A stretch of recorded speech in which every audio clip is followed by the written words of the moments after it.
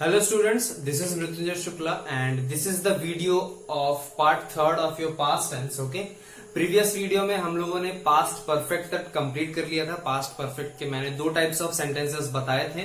Okay, एक जो short वाला था, बस आपको उसमें हैड प्लस V3 लगाना था, और दूसरा जो था वो लेंथी वाला, जिसमें आप eight the last simple past को आप ले आते हो। ओके, इस वीडियो में हम लोग पास्ट टेंस को कंप्लीट कर लेंगे। लास्ट वाला जो है पास्ट परफेक्ट कॉन्टिन्यूअस, उसको मैं स्टार्ट करने जा रहा हूं। ये वीडियो पास्ट टेंस का लास्ट पार्ट है। ओके, इसके बाद हम लोग फ्यूचर टेंस में एंटर करेंगे। Okay, so starting with it, number 4 is past perfect progressive या कॉन्टिन्यूअस भी आप लिख सकते हो। ओके, सो फिर से हम लोग को असर्टिव सेंटेंस से स्टार्ट करना है। असर्टिव, ओके, असर्टिव सेंटेंस कैसे होगा पास्ट परफेक्ट प्रोग्रेसिव का? बहुत सिंपल है ये। Subject plus had plus been plus V1 ing plus object. Okay, so ये है पास्ट परफेक्ट प्रोग्रेसिव का assertive sentence. So see this, subject आएगा had been V1 ing plus object. Has और have हम लोगों ने प्रेजेंट परफेक्ट प्रोग्रेसिव में पढ़ा था। ओके, हैज और हैव हम लोगों ने प्रेजेंट प्रोग्रेसिव में पढ़ा था, और ये जो है पास्ट में हैड बन जाता है। मैंने प्रीवियस वीडियो में ये बताया हुआ है। ओके, और संग संग ये भी है कि हम लोग जब प्रोग्रेसिव यूज कर रहे हैं तो साथ में V1 ing यूज करेंगे। बीन जो है ये एडिशनल हेल्पिंग वर्ब है आपका। ओके, तो बीन आप यहाँ पे लिखोगे अपने फर्स्ट हेल्पिंग वर्ब के बाद। फर्स्ट हेल्पिंग वर्ब आपका हैड है, उसके बाद आप सेकंड हेल्पिंग वर्ब बीन लगाओगे, देन आपका V1 ing आएगा। एग्जाम्पल इसे कर लेते हैं। मोहन, ओके, सब्जेक्ट है मेरा, उसके बाद हैड बीन मेरा लगाना है, मैं लगा दिया। राइटिंग अ लेटर था तो ये राइटिंग अ लेटर हो जाएगा। ओके, सो देखो कितना इजी सा है ये। Mohan had been writing a letter. Okay, ये आपका असर्टिव सेंटेंस है। इसका दूसरा एग्जांपल भी लिखते हैं। You had been going to school. Okay, इसमें भी आप देख लो बहुत इजी सा है ये। जितना हार्ड हम लोगों ने पास्ट परफेक्ट के सेकंड टाइप में पढ़ लिया, उससे ये बहुत ही ज्यादा शॉर्ट और इजी है। देख लीजिए, सब्जेक्ट आपका मोहन एंड यू है, हैड बीन लगाना था पास्ट परफेक्ट प्रोग्रेसिव के लिए, तो मैंने हैड बीन लगाया हुआ है। उसके बाद V1 ing मतलब वर्ब फर्स्ट फॉर्म रहेगा और उसके सफिक्स में ing लगा रहेगा। ओके, सो वही मैंने राइट था तो राइटिंग, गो था तो गोइंग लगाया हुआ है। ऑब्जेक्ट में आपका अ लेटर है, दूसरे वाले में टू स्कूल है। Okay, so this is the assertive sentence. Next हमें जाना है नेगेटिव सेंटेंस में। नेगेटिव सेंटेंस में क्या आता है? हमें नॉट लगाना होता है, राइट? तो नॉट कहां लगेगा? मेरे फर्स्ट हेल्पिंग वर्ब के बाद। ओके, रिमेंबर, कभी भी अगर आप नॉट लगा रहे हो अपने टेंस के सेंटेंस में या टेंस के चैप्टर में, कहीं भी आपको नेगेटिव सेंटेंस बनाने के लिए बोला गया है, अगर हेल्पिंग वर्ब दिया हुआ है तो आप हेल्पिंग वर्ब के बाद लगाओगे। अगर हेल्पिंग वर्ब नहीं दिया है, ओके, जैसे सिंपल प्रेजेंट में होता है तो हम डू या डज लगाते हैं, उस वीडियो में मैंने बताया हुआ है। वैसे ही अगर हेल्पिंग वर्ब बहुत सारे दिए हुए हैं, जैसे यहाँ पे 2 हेल्पिंग वर्ब्स है मेरे, तो मैं क्या करूंगा, अपने फर्स्ट हेल्पिंग वर्ब के बाद ही लगाऊंगा। ओके, सो यहाँ पे देख लीजिए आप, इसका स्ट्रक्चर क्या हो जाएगा? सब्जेक्ट आएगा, देन हैड, और उसके तुरंत बाद नॉट लगा देना है। देन मेरा सारा सेंटेंस जो है वो वैसे का वैसे आ जाएगा। ओके, हैड नॉट बीन, उसके बाद मेरा V1 ing plus object. Okay, ये मेरा डन हो गया नेगेटिव सेंटेंस का स्ट्रक्चर। क्या बना इसका structure? Subject had not been plus V1 ing plus object. Okay, इसका एग्जांपल मैं बता देता हूं। बस कुछ नहीं, बहुत ही इजी है ये। मोहन आएगा, देन हैड लगाना है मुझे, नॉट लगाना है, बीन लगाना है, इतना हो गया।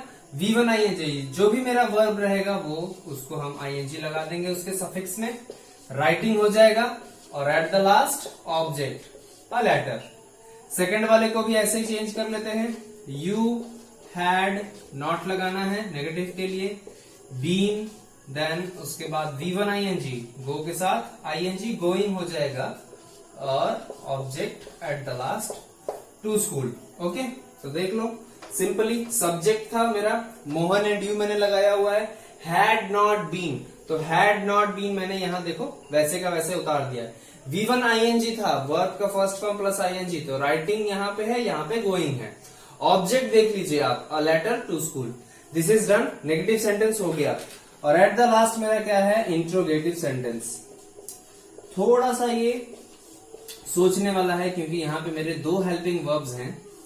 ओके, मेरे पास हैड भी है, बीन भी है। तो मैंने बताया था कि इंट्रोगेटिव जब आप टेंस का कर रहे हो तो इंट्रोगेटिव दो टाइप्स के क्वेश्चन होते हैं, दो टाइप्स के होते हैं। एक होता है WH वर्ड जो हमें टेंस में नहीं पढ़ना है, दूसरा होता है हेल्पिंग वर्ब। ओके, तो उसका आंसर हमेशा यस और नो होगा, यस या नो, इसी को बोला जाता है। तो हम क्या करेंगे इसमें इंट्रोगेटिव में, अपने हेल्पिंग वर्ब को हमेशा से आगे लेते आए। जब मेरे पास इस कंडीशन में दो हेल्पिंग वर्ब्स है तो मैं क्या करूंगा, मेरा जो फर्स्ट वाला हेल्पिंग वर्ब है बस मैं उसको आगे शिफ्ट करूंगा और पूरे सेंटेंस में कोई भी चेंज नहीं आएगा। मैं फिर से बता दे रहा हूं, जब मेरे पास दो या उससे ज्यादा हेल्पिंग वर्ब्स है मेरे सेंटेंस में, तो मैं अपने फर्स्ट हेल्पिंग वर्ब को, मतलब जो मेरा मेन हेल्पिंग वर्ब है, ओके, तो उसे मैं क्या करूंगा, सब्जेक्ट के आगे ले आ जाऊंगा। देखो इसे क्या बनेगा, ये हैड आएगा, उसके बाद सब्जेक्ट, उसके बाद बीन। ओके, हमने क्या किया, हैड और सब्जेक्ट के प्लेस को इंटरचेंज कर दिया। पहले मेरा यहां सब्जेक्ट था, यहां हैड था। यहां पे देखिए हैड यहां था, सब्जेक्ट यहां था, मैंने इसको बस फ्लिप कर दिया है, सब्जेक्ट इधर आ गया, हैड इधर आ गया। उसके बाद मेरा पूरा सेंटेंस वैसे ही रहेगा, V1 ing यहां पे आएगा, ऑब्जेक्ट आएगा, और at the last question mark, क्योंकि इंट्रोगेटिव है। ओके, तो एग्जाम्पल चेंज कर लेते हैं तो क्लियर हो जाएगा। Had Mohan been writing a letter, question mark. Okay, तो मेरा फर्स्ट हेल्पिंग वर्ब देखो हैड था तो मैंने हैड लगाया हुआ है, सब्जेक्ट में मोहन था तो मोहन लिखा है मैंने, बीन लिखना था सब्जेक्ट के बाद तो बीन लिखा है मैंने, V1 ing था, V1 ing लिखा है, ऑब्जेक्ट था, ऑब्जेक्ट लिखा है, क्वेश्चन मार्क था, क्वेश्चन मार्क लिख दिया है। ओके, ये मेरा मोहन वाला सेंटेंस हो गया। गोइंग टू स्कूल वाला भी बना लेते हैं वैसे ही, had you been going to school. Okay, so ये भी देखो सिंपल है वैसे ही। हेल्पिंग वर्ब मेरा जो फर्स्ट वाला है उसे मैंने फ्रंट में ले आके रखा है, सब्जेक्ट जो मेरा था मोहन और यू, वो दोनों सब्जेक्ट है, बीन देखो वैसे ही है सब्जेक्ट के तुरंत बाद, उसके बाद V1 ing मतलब राइटिंग और गोइंग ये है, उसके बाद ऑब्जेक्ट लिखा है, यहाँ पे अ लेटर है, यहाँ पे टू स्कूल है, और at the last question mark. ये आपका जनरल पास्ट परफेक्ट प्रोग्रेसिव हो चुका है। इसके बाद थोड़ा सा डिटेल में आता है बिफोर, सिंस, फॉर, ये सारी चीजें आती हैं, तो उसको भी मैं एक्सप्लेन करता हूं। बोर्ड इरेज कर लेते हैं पहले। So students, now I am with your new structure. Okay, past perfect progressive ये भी है। इसमें यहाँ पे आप देख सकते हो स्ट्रक्चर कितना बड़ा हो गया। जैसे हम लोग पास्ट परफेक्ट का दूसरा टाइप पढ़े थे, ठीक वैसे ही ये भी स्ट्रक्चर थोड़ा सा बड़ा है। इसमें जो कंजंक्शंस हैं वो और भी ज्यादा बड़े हो चुके हैं। ओके, तो यहाँ पे मैंने देखो, मैं क्लियरली बता देता हूं कि ये जो ऑब्जेक्ट सेकंड ये मैंने लिखा हुआ है, यहाँ पे आप जैसे मैंने पास्ट परफेक्ट में लिखा था ना, सब्जेक्ट सेकंड, V2 सेकंड और उसके बाद ऑब्जेक्ट सेकंड, ऐसा भी हो सकता है। ओके, ये आप कंफ्यूज ना हो इसलिए मैंने ऐसा नहीं लिखा है। बिफोर और व्हेन जो था, जैसे पास्ट परफेक्ट में था बिफोर और व्हेन मैंने जो यूज किया था, उसके साथ मैंने दूसरा सब्जेक्ट, दूसरा वर्ब और दूसरा ऑब्जेक्ट लिखा था, वैसे ही ठीक इसमें भी आएगा। लेकिन जब आप फॉर और सिंस यूज करोगे तो उसके बाद जस्ट आपको एक ऑब्जेक्ट लगाना होता है, तो आप कंफ्यूज ना हो इसलिए मैं चारों के साथ एक एक एग्जांपल आपको एक्सप्लेन करता हूं। ओके, आप पहले स्ट्रक्चर देख लो। सब्जेक्ट है, हैड बीन है, उसके बाद V1 ing plus object plus या तो बिफोर, फॉर, सिंस, व्हेन, उसके बाद आप ऑब्जेक्ट सेकंड लगा सकते हो, नहीं तो आप subject second plus V2 second then object second भी आपको लगा सकना है। तो फर्स्ट एग्जांपल से स्टार्ट करते हैं बिफोर के लिए। ओके, वही वाला मैं लिखता हूं जो मैंने पास्ट परफेक्ट में लिखा था, वही मैं यहां भी लिखता हूं। देखो, you had been going to school before, क्या था, Rahul reach the class, Rahul reached the class. Okay, तो पास्ट परफेक्ट का जो सेकंड टाइप है, अगर आप वीडियो नहीं देखे हो, आपको नहीं समझ आया, तो आप फिर से देखिए उसे। पास्ट परफेक्ट के सेकंड टाइप में मैंने बताया था कि हैड के साथ V3 रहेगा यहां पे। Okay, this whole thing was replaced by had plus V3। बस मैंने उसे परफेक्ट प्रोग्रेसिव बनाने के लिए यहां पे बीन लगा दिया है और वर्ब थर्ड को V1 ING बना दिया। बाकी पूरा सेंटेंस मेरा वैसे का वैसे ही है। ओके, सी दिस, सब्जेक्ट है, हैड बीन लगाया हुआ है, V1 ING मैंने लगाया हुआ है, ऑब्जेक्ट मेरा टू स्कूल है, उसके बाद मैंने बिफोर यूज किया है, राहुल लिखा है, रीच्ड, राहुल ये आपका सब्जेक्ट सेकंड हो जाएगा, जैसे पास्ट परफेक्ट के सेकंड टाइप में था, subject second, verb two second और द क्लास आपका ऑब्जेक्ट सेकंड आएगा।